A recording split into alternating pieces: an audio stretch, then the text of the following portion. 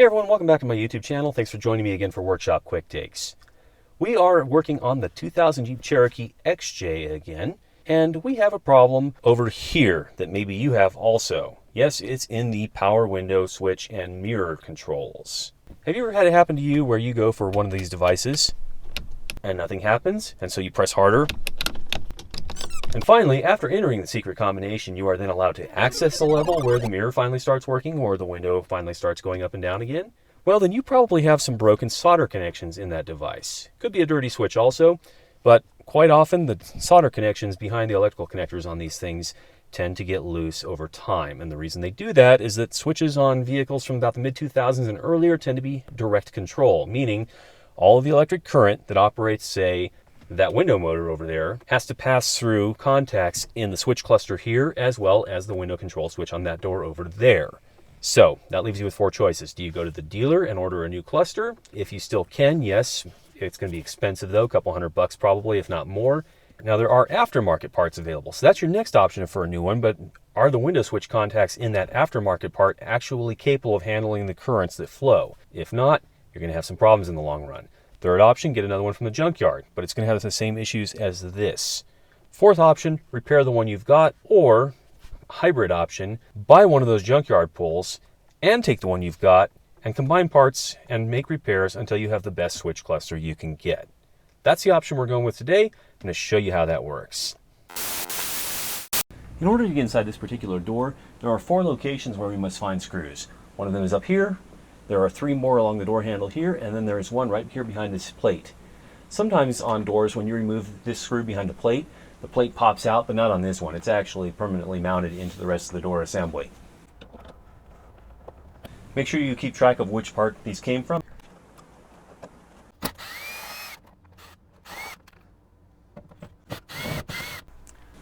Okay, next step for this door is there are plastic retention clips in kind of a U shape all the way along the bottom half here.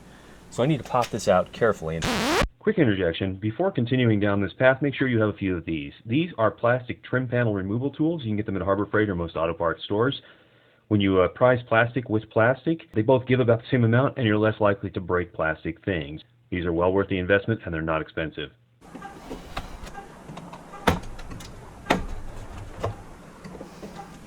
I already heard one break in there, and that's pretty common. Invariably, you will have to replace a few of these. Few bucks online, big bucks at the auto parts store.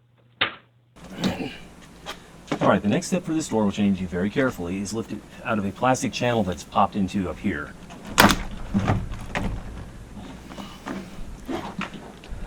In order to continue disassembling this door, there's 2 things we're going to have to do very carefully. One is, we need to release the lock and the door latch attachments right there and right there. And then we also need to unplug 2 wiring harnesses there and there. These clips are pretty straightforward, but if you've never worked with them before, they might bedevil you for a minute. But essentially, this part here pops off and rotates out, and then this piece drops down and comes out. Here's a piece of rod that's similar in diameter to the rods that are used inside the door, and here is a defective latch mechanism from an XJ Cherokee. What's going on is, there's a piece kind of like this down in there. This clips into a hole, and then that feeds through the hole on top of it and rotates. Once it's snapped, it now has control over the latch mechanism. But what you're trying to do is disconnect it. Depending on the type of plastic and how old it is, it may pop loose fairly easily like this one does, or it may get stuck in there really, really good and fight you the whole way out. In which case, you're going to have to try and work at it a bit to get it. If you can get direct pressure on it and split the 2 sides, sometimes they'll come free fairly easily. But if you're working down at it like this, trying to push on it, it's going to be a bit of a pain, and you'll just have to do what you can do. There we go.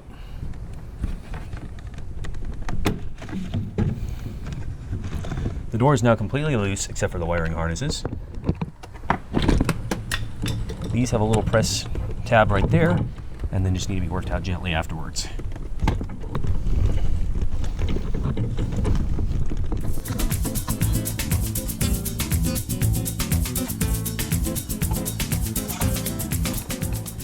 Okay, there's the door panel completely released, and some of these tabs have gone missing or broken. We will be replacing a few of those.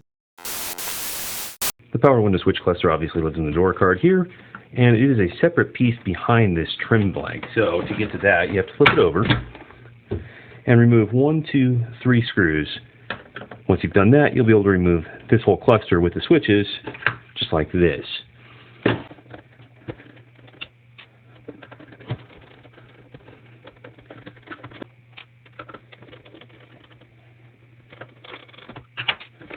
There we go.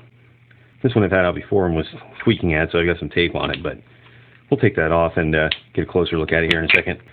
Okay, so the original switch cluster. What I don't like is that the mirror controls here feel a little loose, almost like maybe the rubber things underneath have broken up. So I'll be using parts from this spare one, but later I'll show you how to modify this spare one if you want to completely disassemble it to look for every possible broken piece. With this one, I'm going to show you just what is necessary to do a basic refurbishment, and it's probably all that is necessary, and then when appropriate, I'll swipe pieces from this one. So the first step into one of these is you're going to have to remove 6 screws from the bottom, and you're going to have to remove all the switch caps from the power window cluster on the top. Not the mirrors, just the power window cluster.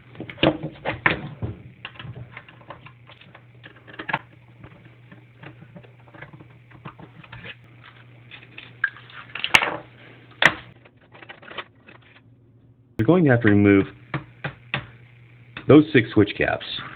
This one here should be relatively easy. Actually, that one broke, so I'm going to be swiping the replacement from over here. The rest of these, let's see how they come off. I'm not sure if there's a correct way to squeeze these, but they tend to do that.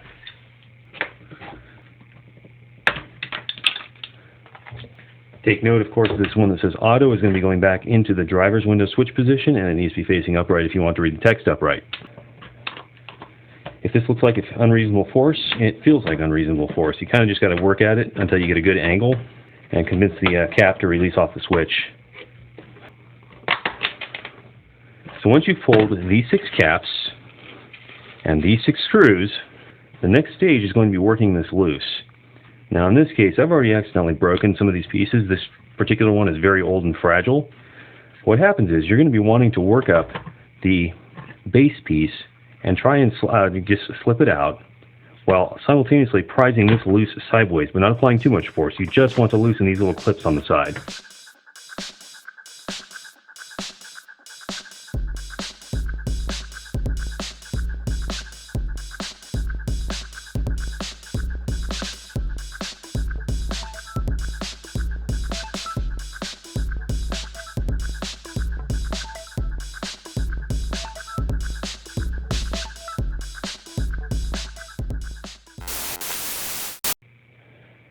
Okay, when you take apart one of these, this here's the kind of stuff you're looking for.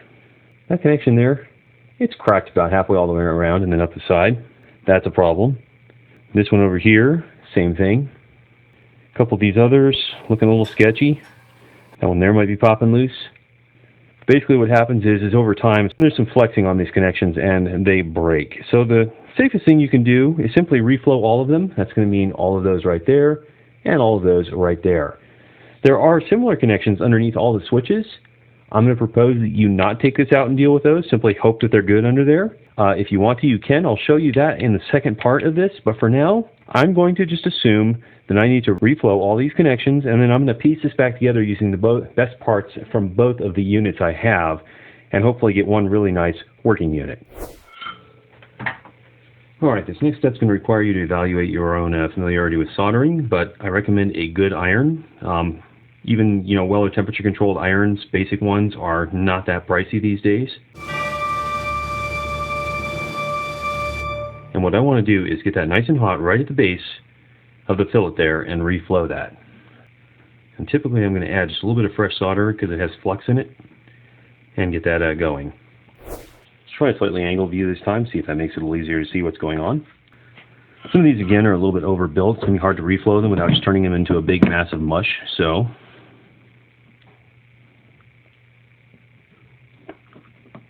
alright, now that those are cleaned up, let's try properly reflowing these with a little bit of fresh solder also.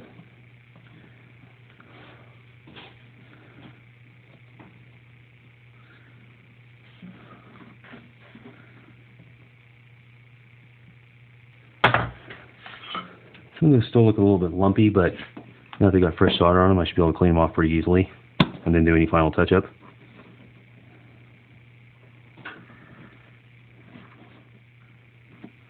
One thing to keep in mind whenever you're working on a large pad like this is that it will wick away heat, and so you'll have to apply heat for longer in order to get a good clean connection on those. And finally, if you don't see what my technique is here, what I'm doing is I'm applying the iron against the base of both the solder pad and the wire that's coming through, and then getting it nice and warm, and then touching the solder to it. You don't want to be trying to heat just from the top down or from the side in or whatever. You actually want to get the solder heat right at the base of the connection you're trying to form, and then feed fresh solder into it. One reason why this is so important is that this is a design where it actually feeds the window current through these switches.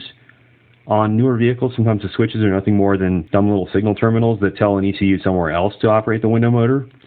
But in this case, these are physically operating it, and so all the current that that window motor wants to draw, several amps typically, has to flow through these switches and connections. So if these switches get really dirty or these connections get loose, all kinds of strange stuff is going to start happening. Those aren't perfect, but they're better than they were, and for sure they're not cracked anymore. Look at the bottom side then.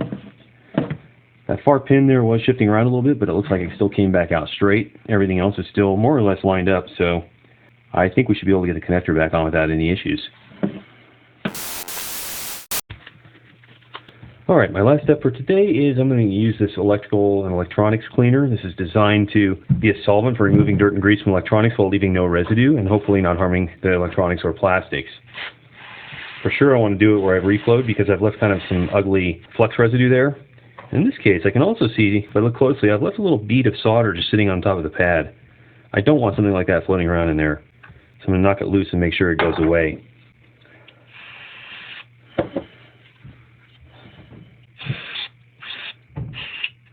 Now, depending on the condition of your switches, you might also end up finding that these have a lot of fuzz and dirt in them, and if you do, you're going to want to give them a really thorough cleaning.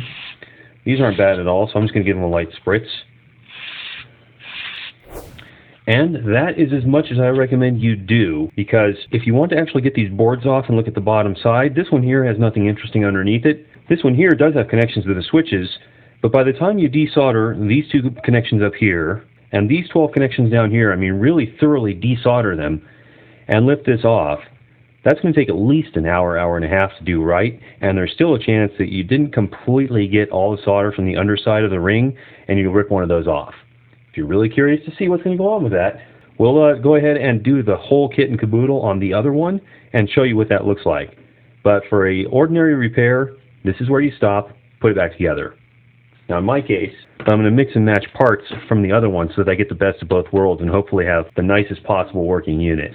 But stay tuned if you want to see the full disassembly, what can happen, what it looks like underneath, where you might find other problems if it actually is that drastic.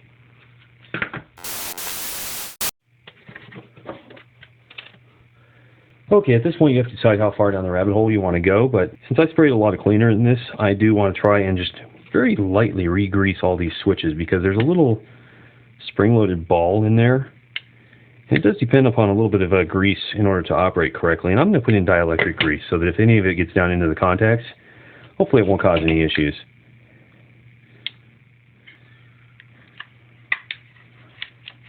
Again, not a terribly large amount, just enough to get the job done.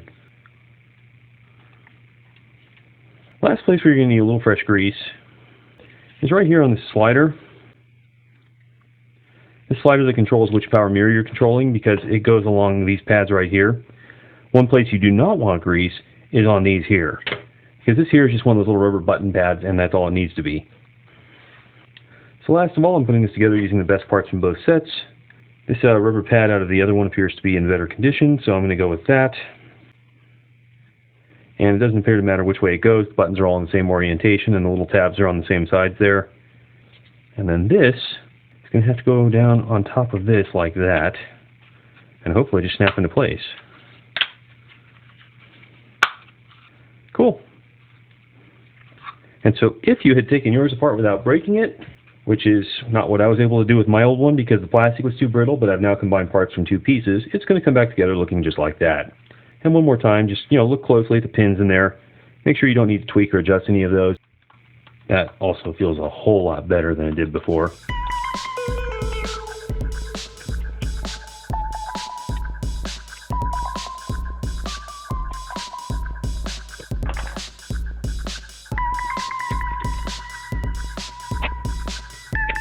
Just like those came off feeling like they needed unreasonable force, that's also how they go back on, I'm afraid.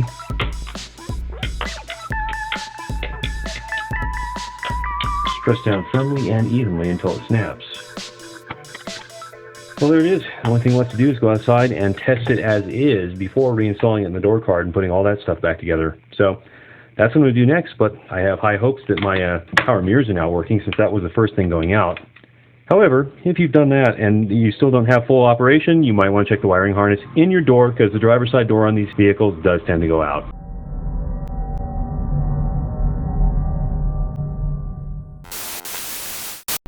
Alright, before putting the door together, we can go ahead and plug this in and just see if everything works.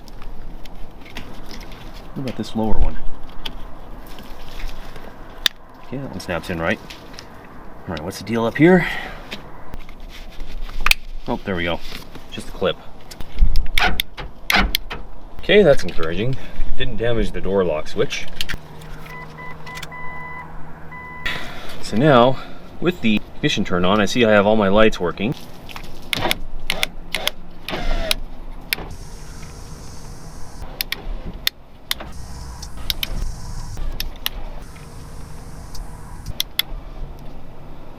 Last of all, the power mirrors.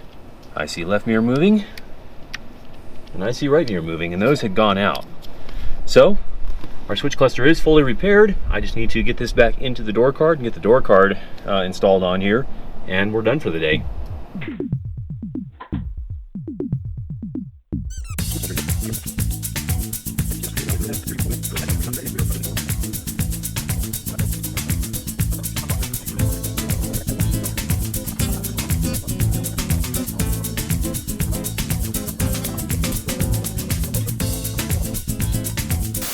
Hey, hope you enjoyed that. Maybe you found it useful. Some of those techniques can even be used to repair other types of electronic and electrical components around the vehicle, including maybe HVAC dash controls and things like that.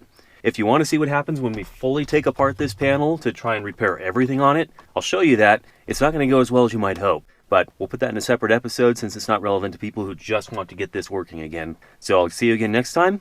Look for you then.